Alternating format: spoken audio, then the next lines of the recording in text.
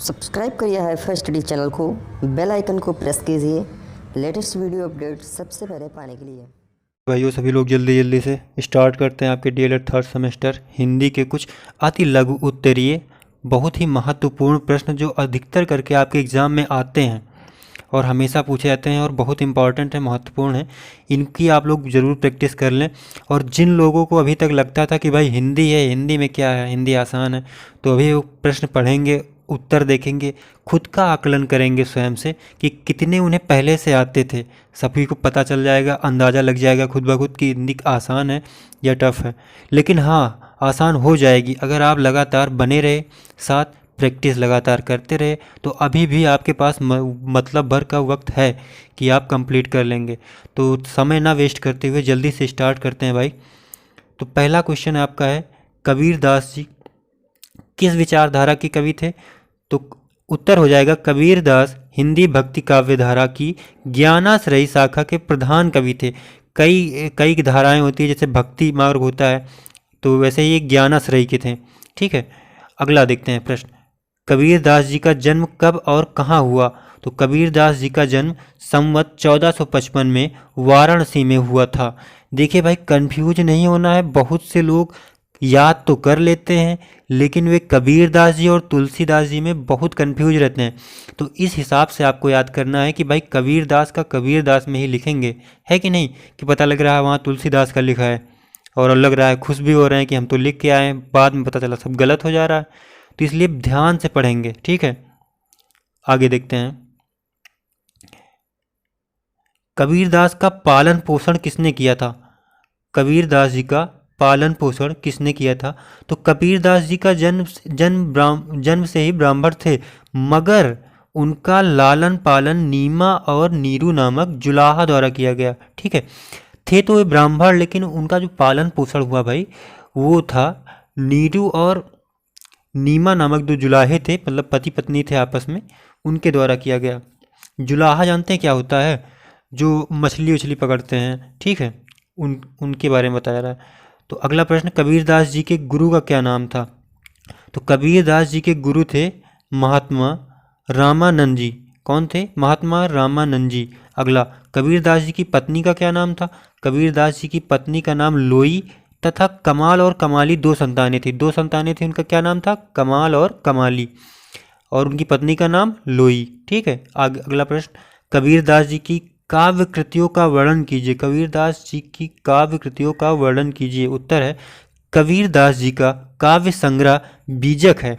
इनका जो काव्य संग्रह है भाई उसका नाम है बीजक, जिसके 3 भाग हैं। इसी बीजक के 3 भाग हैं, जिसमें आपका पहला है साखी, दूसरा है सबद और तीसरा है रमैनी। ठीक है, तो इनका जो काव्य संग्रह है उसका नाम बीजक है और इसी के 3 भाग हैं, साखी, सबद और रमैनी। अगला प्रश्न, सूरदास जी के काव्य कृतियों के नाम। अब कबीरदास जी की खत्म हो गया, सूरदास पढ़ रहे हैं हम लोग। ठीक है, तो सूरदास जी की काव्य कृतियों का नाम, तो सूरदास जी की 3 सूर सागर, सूर सहारावली तथा साहित्य लहरी प्रमुख कृतियां हैं। इंपॉर्टेंट हैं तीनों और पूछी जाने वाली हैं अक्सर। तो तुलसीदास जी की माता पिता का क्या नाम था? तुलसीदास, अब देखिए कबीरदास और तुलसीदास में लोगों की अक्सर कन्फ्यूजन रहती है, तो अब तुलसीदास पे चल रहे हैं, तो ध्यान ध्यान रखिएगा। तुलसीदास जी की माता और पिता का नाम, तो तुलसीदास जी की माता का नाम हुलसी तथा पिता का नाम आत्माराम था। क्या था? तुलसीदास जी की माता का नाम हुलसी तथा पिता का नाम आत्माराम दुबे था। ठीक है भाई, कंफ्यूज नहीं होना है। बहुत कंफ्यूजन होती है, पहले पता लगता है कि हम लोग सब करके आए और बाद में सारा का सारा गलत हो जा रहा है और फिर कहते हैं कि हिंदी तो आसान है। हिंदी आसान है नहीं, लेकिन हो जाएगी अगर प्रैक्टिस करते रहे तो भाई। तो अगला प्रश्न आपका है, तुलसीदास जी के गुरु का क्या नाम था? तो उत्तर है स्वामी नरसिंह दास जी तुलसीदास के गुरु थे। कौन थे? नरसिंह दास। अगला प्रश्न, तुलसीदास जी की पत्नी का नाम, तो तुलसीदास जी की पत्नी का नाम था रत्नावली। क्या नाम था? रत्नावली। आगे, तुलसीदास जी द्वारा रचित महाकाव्य का नाम बताइए। तो तुलसीदास जी अयोध्या में रहकर लगभग 2.5 वर्षों में रामचरितमानस महाकाव्य की रचना की। रामचरितमानस क्या है? काव्य नहीं, ये महाकाव्य है। ठीक है भाई, तो तुलसीदास जी ने अयोध्या में रहकर लगभग 2.5 वर्ष में, मतलब 2.5 साल का इनको समय लग गया था रामचरितमानस की रचना करने में। ठीक है, अगला, तुलसीदास की रचनाएं कितनी हैं? तो तुलसीदास जी की रचनाएं 31 बताई जा रही, मतलब जो जनश्रुतियाँ हैं, मतलब लोगों द्वारा सुनी सुनाई बातें हैं, उनमें 31 बताया जा रहा, किंतु प्रमाणिक रूप से 12 रचनाएं ही हैं, मतलब जो प्राप्त हो चुकी हैं, जिनका लोग अध्ययन करते हैं, उनमें केवल 12 ही हैं। तो तुलसीदास जी की रचनाएं 31 बताई जाती हैं, किंतु प्रमाणिक रूप से 12 रचनाएं ही उपलब्ध हैं या मौजूद हैं। प्रश्न अगला है, तुलसीदास जी द्वारा रचित प्रबंध काव्य लिखिए। तो उत्तर आपका हो जाएगा रामचरितमानस, पार्वती मंगल, जानकी मंगल और रामलला नछेहू नहछू, सॉरी भाई, नहछू लिखा है। अगला, तुलसीकृत मुक्तव्य काव्य लिखिए। प्रश्न है तुलसीकृत, तुलसीकृत मतलब कृत मतलब कृत का अर्थ होता है लिखा जाने वाला, ठीक है। तो तुलसी द्वारा लिखित पूछ ले या फिर तुलसीकृत मुक्तव्य काव्य की लिखिए मुक्त। तो उत्तर हो जाएगा कवितावली, दोहावली, भैरव रामायण, वैराग्य संदीपनी, रामाज्ञा, प्रश्नावली और हनुमान बाहुक मुक्तक काव्य, ठीक है। प्रश्न, तुलसीकृत गति के काव्य बताइए, तुलसीकृत गति के काव्य बताइए। तो उत्तर है आपका तुलसीकृत गति काव्यों में गीतावली, कृष्ण गीतावली तथा विनय पत्रिका प्रमुख है। कौन कौन से हैं? गीतावली आपका हो जाएगा पहला, दूसरा कृष्णा गीतावली, तीसरा है विनय पत्रिका प्रमुख है। देख लीजिए भाई कितने आप लोगों को आ रहे हैं पहले से। हिंदी आसान वालों के लिए बात की जा रही भाई, जो लोग कहते हैं कि हाँ ठीक ठाक सब्जेक्ट है उनके लिए बात अलग है, लेकिन जो लोग आसान आसान बना के हिंदी नहीं पढ़ रहे हैं उनके लिए बताया जा रहा है कि हिंदी छोड़ ही दे रहे हैं, सिर्फ अदर सब्जेक्ट देख रहे हैं। भाई एक सब्जेक्ट से आपके परसेंटेज कम और ज़्यादा हो सकते हैं, तो सब पे बराबर ध्यान देना है ना। आगे देखते हैं, बिहारी जी किस काव्यधारा के कवि हैं? तो बिहारी जी रीतकालीन काव्यधारा के सर्वश्रेष्ठ कवि हैं। बिहारी जी रीतकालीन काव्यधारा के सर्वश्रेष्ठ कवि हैं। अगला प्रश्न, बिहारी जी का जन्म कब और कहाँ हुआ? उत्तर आपका हो जाएगा बिहारी जी का जन्म 1603 ग्वालियर मध्य, ये ग्वालियर कहाँ मध्य प्रदेश में है, तो 1603 में ग्वालियर में वसुआ गोविंदपुर गांव में हुआ। कौन से गांव? वसुआ गोविंदपुर गांव में हुआ। अगला प्रश्न, बिहारी जी के गुरु कौन थे? तो बिहारी जी के गुरु लाला नरहर दास थे। कौन थे? नरहर दास। बिहारी जी के गुरु लाला नरहर दास थे। प्रश्न है अगला, बिहारी जी का निधन कब हुआ? निधन कब हुआ था? उत्तर आपका हो जाएगा सन 1663। 1663 में बिहारी जी का निधन हो गया था। प्रश्न अगला है भाई, बिहारी द्वारा रचित ग्रंथ का नाम बताइए। तो बिहारी द्वारा रचित ग्रंथ बिहारी सतसई है, जिसमें लगभग 719 दोहे हैं, मतलब कुल दोहों की संख्या इसमें बताई गई है कि 719 है। कितनी? 719। और ग्रंथ कौन सा है? बिहारी सतसई। आगे देखते जाइए भाई प्रश्न कितने कैसे कैसे पूछे गए हैं और कैसे कैसे आएंगे। प्रश्न है आपका, राष्ट्र कवि मैथिली शरण गुप्त का जन्म कब और कहाँ हुआ था? तो उत्तर है मैथिली शरण गुप्त जी का जन्म 1886 में झांसी जिले के चिरगांव नाम गांव में हुआ था। फिर से एक बार उत्तर पढ़ेंगे, सभी लोग दोहराते रहेंगे। मैथिली शरण गुप्त जी का जन्म सन 1886 में झांसी जिले के चिरगांव नामक गांव में हुआ था। अगला प्रश्न, मैथिली शरण गुप्त का निधन कब हुआ? तो सन 1964 में गुप्त जी का निधन हो गया था। किसका? मैथिली शरण गुप्त का निधन 1964 में हुआ था। प्रश्न, राष्ट्र कवि होने का गौरव गुप्त जी को किस काल में? जो भाई गुप्त जी लिखा है शॉर्ट में, मतलब पूरा है मैथिली शरण गुप्त ही है ना। राष्ट्र कवि होने का गौरव गुप्त जी को किस प्रकार प्राप्त हुआ? तो उत्तर है गांधी जी के साथ राष्ट्रीय आंदोलनों में भाग लेकर गुप्त जी ने जेल यात्रा की। देखिए भाई जब आंदोलन हुआ करते थे ना आज़ादी के टाइम पे, तो गांधी जी भी कई बार जेल गए, उन्हीं के साथ ये भी जेल गए थे। उसके बाद आगरा तथा इलाहाबाद विश्वविद्यालय के डीलिट की उपाधि प्राप्त की तथा आपको भारत का प्रथम राष्ट्र कवि होने का गौरव प्राप्त हुआ। भाई ये प्रथम राष्ट्र कवि हैं इसलिए ज़्यादा इंपॉर्टेंट है, ठीक है। राष्ट्र का प्रथम राष्ट्र कवि कौन थे? मैथिली शरण गुप्त जी। आगे प्रश्न, राष्ट्र कवि मैथिली शरण गुप्त द्वारा रचित महाकाव्य का नाम बताइए। तो उत्तर आपका हो जाएगा मैथिली शरण गुप्त द्वारा रचित महाकाव्य साकेत है। कौन सा है? साकेत। प्रश्न है, अयोध्या सिंह उपाध्याय हरिऔध, हरिऔध इनको शॉर्ट में बोलते हैं भाई, हरिऔध इनकी उपाधि दी गई थी, समझ लीजिए, ठीक है। तो अयोध्या सिंह उपाध्याय, या इनको ऐसे हरिऔध भी कह देते हैं। अगर प्रश्न में सिर्फ हरिऔध पूछ लिया जाए ना, हरिऔध का जन्म कब हुआ, तो भी आप सेम ही लिखेंगे। अगर एक एक भी चीज़ पूछ रहा है, अगर पूरा पूछ रहा है तो बहुत अच्छी बात है। तो अयोध्या सिंह उपाध्याय हरिऔध का जन्म कब और कहाँ हुआ था, तो उत्तर आपका है हरिऔध का जन्म संवत 1865 में आजमगढ़ जिले के निजामाबाद नामक स्थान पर हुआ था। ठीक है, प्रश्न अगला देखते हैं। अयोध्या सिंह उपाध्याय जी का सबसे उत्कृष्ट महाकाव्य कौन सा है? सबसे उत्कृष्ट का अर्थ हो जाता है अच्छा, मतलब बहुत अच्छा। तो जो जितने भी इनके महाकाव्य हैं उनमें से सबसे उत्कृष्ट या सबसे अच्छा महाकाव्य कौन सा है, तो उत्तर में आपका हो जाएगा प्रिय प्रवास। कौन सा? प्रिय प्रवास महाकाव्य उपाध्याय जी का बहुत ही उत्कृष्ट महाकाव्य है, और इसी के लिए इनको क्या पुरस्कार में मतलब क्या मिला था? मंगला प्रसाद पारितोषक, मंगला प्रसाद पारितोषक प्राप्त हुआ था। ठीक है, प्रश्न अगला है आपका, जयशंकर प्रसाद का जन्म कब और कहाँ हुआ? तो भाई साहब जयशंकर प्रसाद का जन्म कब और कहाँ हुआ, तो उत्तर आपका है जयशंकर प्रसाद का जन्म 1889 में काशी में हुआ। 1889, और स्थान कहाँ पे है? काशी। प्रश्न अगला है, सूर्यकांत त्रिपाठी निराला की रचनाएं बताइए।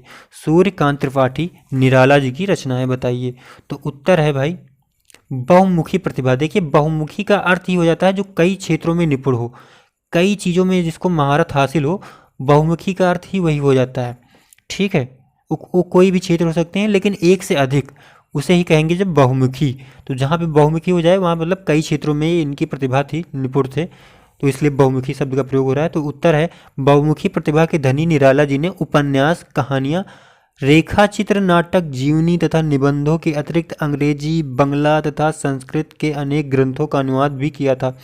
ठीक है भाई, तो देखिए इन्होंने कितनी सारी रचनाएं कर दी और हर क्षेत्र में की हैं। प्रश्न, महादेवी वर्मा के कविता संग्रहों के नाम लिखिए। तो उत्तर है आपका निहार, रश्मि, नीरजा, संध्या गीत, यामा तथा दीप शिखा प्रमुख कविता संग्रह है। किसकी? महादेवी वर्मा जी की। अगला आपका देखते हैं, प्रश्न है रामधारी दिनकर। कौन सा? रामधारी दिनकर का जन्म कब और कहाँ हुआ? तो दिनकर जी का जन्म 1908 में बिहार के मुंगेर जिले के सिमरिया घाट नामक गांव में हुआ। कौन सा? सिमरिया घाट नामक गांव में हुआ था। अगला प्रश्न जल्दी से देखते हैं, क्योंकि और भी आपके सब्जेक्ट हैं, और हिंदी आप दोबारा से रिपीट करना, पढ़ना ज़रूर भाई, मोस्ट इम्पॉर्टेंट है, क्योंकि आपके परसेंटेज डिसाइड है हर सब्जेक्ट पे, ना कि किसी एक सब्जेक्ट पे। ठीक है, इस बात का जरूर ध्यान देना। तो प्रश्न है गुरु रविन्द्रनाथ टैगोर जी का जन्म कब और कहाँ हुआ? प्रश्न भाई, गुरु रविन्द्रनाथ टैगोर जी का जन्म कब और कहाँ हुआ था? तो उत्तर है टैगोर जी का जन्म 7 मई 1861 ईस्वी में कोलकाता में हुआ था। 1861 कोलकाता। ठीक, प्रश्न अगला है रविन्द्रनाथ टैगोर जी को किस पुस्तक के लेखन में नोबेल पुरस्कार प्राप्त हुआ? तो उत्तर हो जाएगा गीतांजलि। भाई गीतांजलि नामक एक पुस्तक लिखी इन्होंने, उसी के लिए इनको नोबेल पुरस्कार से सम्मानित किया गया या मिला इनको। अगला प्रश्न है आचार्य नंद दुलारे वाजपेयी की रचनाओं का वर्गीकरण कीजिए। तो प्रश्न है आपका आचार्य नंद दुलारे वाजपेयी की रचनाओं का वर्गीकरण कीजिए। उत्तर है वाजपेयी जी की रचनाओं को 3 भागों में बांटा गया है। तो कौन कौन सी देखते हैं? वाजपेयी जी की रचनाओं को 3 भागों में बांटा गया। पहला है आपका भौतिक रचनाएं, दूसरा है संपादित रचनाएं, और तीसरा है संकलित रचनाएं। अगला प्रश्न, डॉक्टर नागेंद्र का जन्म कब और कहाँ हुआ? उत्तर में आपका हो जाएगा डॉक्टर नागेंद्र का जन्म सन 1915 में अलीगढ़ जिले के अतरौली गांव में हुआ था। कब? 1915 में अलीगढ़ में, और अतरौली गांव जिला आपका हो जाएगा अलीगढ़। जिला ज़्यादा इंपॉर्टेंट है भाई, अलीगढ़ के अतरौली नामक गांव में 1915 में। ठीक है, प्रश्न अगला देखते हैं। अब आप आज आ रहे हैं व्याकरण में। शब्द से आपका क्या अभिप्राय है? भाई साहब व्याकरण में आ चुके हैं, यहाँ पे शायद ही कुछ आसान हो जाए आपका पहले के अपेक्षा। ठीक है, तो प्रश्न है शब्द से आपका क्या अभिप्राय है, समझाइए। तो उत्तर है शब्द की रचना वर्णों से होती है। शब्द में वर्ण तथा ध्वनियों का क्रम निश्चित होता है। जो ध्वनियों का क्रम है वो निश्चित होता है। शब्द 2 प्रकार के होते हैं, सार्थक और निरर्थक। सार्थक का अर्थ ऐसे शब्द जिनका कोई अर्थ निकलता हो, और निरर्थक, जिन अर्थहीन होते हों, जिनका कोई अर्थ ना निकलता हो, बस ऐसे शब्द ही होते हैं सिर्फ, ठीक है, लेकिन उनका कोई अर्थ नहीं होता। अगला प्रश्न देखते हैं, शब्दों का वर्गीकरण कीजिए। तो ये चार भागों में इनका वर्गीकरण किया गया है। पहला है भाई आपका अर्थ के दृष्टिकोण से, दूसरा है उत्पत्ति के दृष्टिकोण से, तीसरा आपका हो जाएगा रचना के दृष्टिकोण से, और चौथा क्या हो जाएगा, वाक्य में प्रयोग की दृष्टि से शब्द में भेद। प्रश्न, अनेकार्थी शब्द किसे कहते हैं? अनेकार्थी शब्द किसे कहते हैं? तो जो शब्द प्रयोग के अनुसार भिन्न भिन्न अर्थ देते हैं, मतलब एक से अलग, है ना, अनेकार्थी शब्द कहलाते हैं। जैसे आम आपका एक शब्द हो गया आम। अब इसको मतलब क्या कह सकते हैं, आम मतलब कि जैसे कोई आम व्यक्ति हो गया, जैसे कह यूज करते हैं ना कि बहुत ही आम व्यक्ति है, मतलब मामूली सा। वैसे एक शब्द है आपका आम, और इसके देखिए कितने अर्थ। साधारण हो गया, मामूली हो गया, एक फल। भाई आम एक फल भी तो है जो खाते हैं हम लोग, तो एक प्रकार का फल भी है आम, और विशेष, ठीक है। अगला प्रश्न आपका कहता है, समानार्थी या पर्यायवाची शब्द किसे कहते हैं? समानार्थी मतलब समान अर्थ वाले, या पर्यायवाची मतलब एक से अधिक शब्द वाले किसे कहते हैं? तो जिन शब्दों में के अर्थ में समानता होती है, समानार्थी या पर्यायवाची शब्द कहलाते हैं। जैसे आकाश। अब आकाश एक शब्द है, इसका गगन भी बोल सकते हैं, अंबर भी बोल सकते हैं, व्योम भी बोल सकते हैं, नभ, ठीक है। तो इतने इसके क्या हो गए, पर्यायवाची शब्द या समानार्थी, मतलब समान अर्थ रखने वाले। गगन का अर्थ भी आकाश ही होगा, अंबर बोलेंगे तब भी उसका अर्थ आकाश ही होगा। तो ये मतलब था इसका, ठीक है। आगे देखते हैं, विलोम या विपरीतार्थक शब्द किसे कहते हैं? तो विलोम या विपरीतार्थक शब्द किसे कहते हैं? उत्तर है विपरीत अर्थ प्रकट करने वाले या उल्टा। आप ये बोल सकते हैं साधारण बोलचाल की भाषा में कि उल्टा, ठीक है। तो विपरीत अर्थ प्रकट करने वाले शब्द विपरीतार्थक शब्द या विलोम शब्द कहलाते हैं। जैसे अमृत का क्या हो जाएगा, विष हो जाएगा। स्वर्ग का क्या हो गया, नरक हो गया। सत्य का असत्य या झूठ, ठीक है। आगे प्रश्न, वाक्यांश के लिए एक शब्द से आपका क्या अभिप्राय है, समझाइए। तो उत्तर है आपका, भाषा को रोचक तथा प्रभावी बनाने के लिए, मतलब एक नॉर्मल भाषा होती है उसको थोड़ा सा रोचक बनाने के लिए शब्द समूहों को एक शब्द का प्रयोग करते हैं। मतलब पूरा एक वाक्य है, उसके लिए पूरा वाक्य ना बोलकर मात्र एक शब्द बोल देते हैं, ठीक है। जैसे ईश्वर में विश्वास रखने वाला, तो इसका एक शब्द क्या हो जाएगा, आस्तिक। अगर हम सिंपल सिर्फ आस्तिक बोल देंगे तो अगला बंदा समझ जाएगा कि हाँ ये ईश्वर में विश्वास रखता है, और अगर नास्तिक बोलेंगे तो ईश्वर में विश्वास नहीं रखने वाला, ठीक है। तो बहुत लोगों को लग रहा होगा कि हाँ व्याकरण कुछ आसान है कुछ हद तक, और आगे ऊपर वाला कठिन नहीं है, वो दरअसल याद करने वाली चीज़ें हैं, ठीक है, उसमें कुछ समझने का नहीं है। और व्याकरण क्या है, हम लोग समझ सकते हैं, तो जो चीज़ें समझ में आ जाती है वो आसान हो जाती है। जो चीज़ याद करने वाली होती है उनमें भूलने का डर होता है, भय होता है, इसलिए थोड़ी सी टिपिकल हो जाती हैं, ठीक है। लेकिन आसान हो जाएंगी कब, जब प्रैक्टिस चलती रहेगी लगातार तब, है ना। प्रश्न अगला है, प्रयोग के आधार पर शब्दों के भेद लिखिए। तो प्रयोग के आधार पर शब्दों के भेद निम्न प्रकार हैं, विकारी और अविकारी। तो दो भेद हैं भाई, विकारी शब्द और अविकारी शब्द। अगला प्रश्न है, मुहावरे से आपका क्या अभिप्राय है? मुहावरे से आपका क्या अभिप्राय है? तो उत्तर है, किसी सूक्ष्म भाव को या विचार को प्रकट करने के लिए मुहावरे का प्रयोग किया जाता है। किसी सूक्ष्म भाव को या विचार को प्रकट करने के लिए मुहावरे का प्रयोग किया जाता है। मुहावरे के प्रयोग से वाक्य में चुस्ती आ जाती है, ठीक है। प्रश्न, आवाज़ उठाना, मुहावरे का अर्थ एवं वाक्य प्रयोग कीजिए। तो मुहावरा आपका क्या है, आवाज़ उठाना, और अर्थ इसका क्या हो जाएगा, विरोध करना, ठीक है। और प्रयोग जैसे किया गया इसमें, भ्रष्ट शासकों के विरोध में आवाज़ उठाना या समाज के हित में होता है, ठीक है।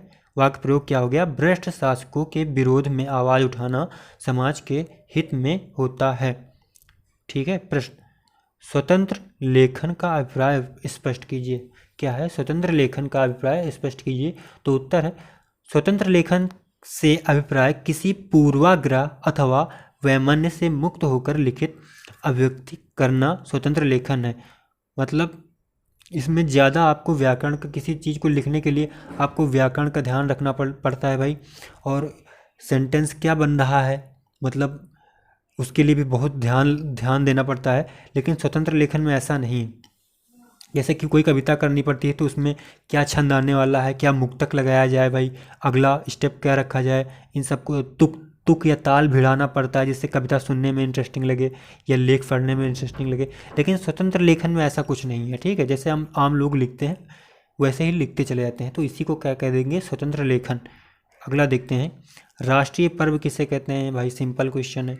राष्ट्रीय पर्व किसे कहते हैं, तो उत्तर है स्वतंत्रता दिवस, गणतंत्र दिवस, अध्यापक दिवस, बाल दिवस, नेताओं की जयंती, दार्शनिक तथा समाज सुधारकों की जयंती आदि राष्ट्रीय पर्वों की श्रेणी में रखे जाते हैं। अगला प्रश्न, क्रिया के रूप बताइए, तो उत्तर है क्रिया के 8 रूप होते हैं। कितने, 8 रूप। अगला प्रश्न, कालों का विभाजन कीजिए, तो काल मुख्यतः 3 प्रकार के होते हैं, भूतकाल, वर्तमान काल और भविष्य काल, यानी पास्ट, फ्यूचर और, ये तो भाई इंग्लिश में ज़्यादा आसान हो जाता है ना, प्रेजेंट, पास्ट, फ्यूचर। लेकिन हिंदी में भूतकाल, वर्तमान काल और भविष्य काल से जब अगर कुछ पूछने, मतलब ये तो केवल ये बताया गया है कि काल के मुख्य 3 रूप हैं, और जब इस पर निबंध लिखने को आया जाए, वाक्य दिया रहेगा, आपको पहचानना पड़ेगा कि क्या है, इसे भूतकाल का शब्द है मतलब वाक्य है, कि वर्तमान काल का है कि या भविष्य काल का है, तो थोड़ी दिक्कत आ जाती है, ठीक है। प्रश्न, मिश्रित वाक्य किसे कहते हैं, तो जिस वाक्य में उपवाक्य तथा एक से अधिक आश्रित उपवाक्य होते हैं उसे मिश्रित वाक्य कहते हैं। अगला प्रश्न, देशज शब्द को उदाहरण सहित समझाइए। देशज शब्द को उदाहरण सहित समझाइए, तो जो शब्द हिंदी के साथ अन्य बोलियों से आकार, व्यवहार या प्रचलन में हैं उन्हें देशज शब्द कहते हैं, जैसे रेलगाड़ी, मुकुट, हवा आदि। प्रश्न अगला है, सरल वाक्य को समझाइए, तो उत्तर है जिस वाक्य में केवल एक ही क्रिया होती है उसे सरल वाक्य कहते हैं। जैसे राम नहा रहा है, तो इसमें क्रिया क्या हो रही है, नहा रहा है, एक क्रिया है का मतलब एक कार्य कर रहा है, क्या कार्य है, नहा रहा है। अगर यही बोल दिया जाए कि राम पानी भर कर नहा रहा है, तो राम पानी भी भर रहा है साथ में और नहा भी रहा है, 2 क्रियाएं हो गई, मतलब एक से अधिक हो गई, ठीक है। तो सरल वाक्य क्या है, जिसमें एक ही क्रिया हो उसे सरल वाक्य कहते हैं। प्रश्न है, सामासिक शब्द क्या है, तो जिन शब्दों को 2 शब्द से योग से बनाया जाए वो सामासिक शब्द कहलाते हैं। जैसे भैंसा गाड़ी, भैंसा एक अलग शब्द है, गाड़ी अलग है, दोनों को एक शब्द मिलाकर बनाया गया है, ठीक है। तो भैंसा गाड़ी, प्रतिफल, ये प्रति अलग हो जाएगा और फल अलग हो जाएगा, सूरजमुखी में सूरज अलग, मुखी अलग, लेकिन दोनों को एक ही में जोड़ के बनाया गया है, तो ये सामासिक शब्द कहे जाएंगे, ठीक है। प्रश्न अगला है, वाक्य के कितने भेद हैं, तो वाक्य के निम्नलिखित भेद हैं, सामान्य वाक्य, मिश्रित वाक्य और संयुक्त वाक्य। अगला प्रश्न है, अर्थ की दृष्टि से सार्थक शब्द बताइए, तो जो शब्द किसी अर्थ का बोध कराते हैं उन्हें सार्थक शब्द कहते हैं, जैसे पुस्तक, भोजन आदि, ठीक है। अगला है, एकार्थी शब्द किसे कहते हैं, जिन शब्दों से केवल एक ही अर्थ निकलता है एकार्थी शब्द कहलाते हैं, जैसे गाय, लोहा, कलम।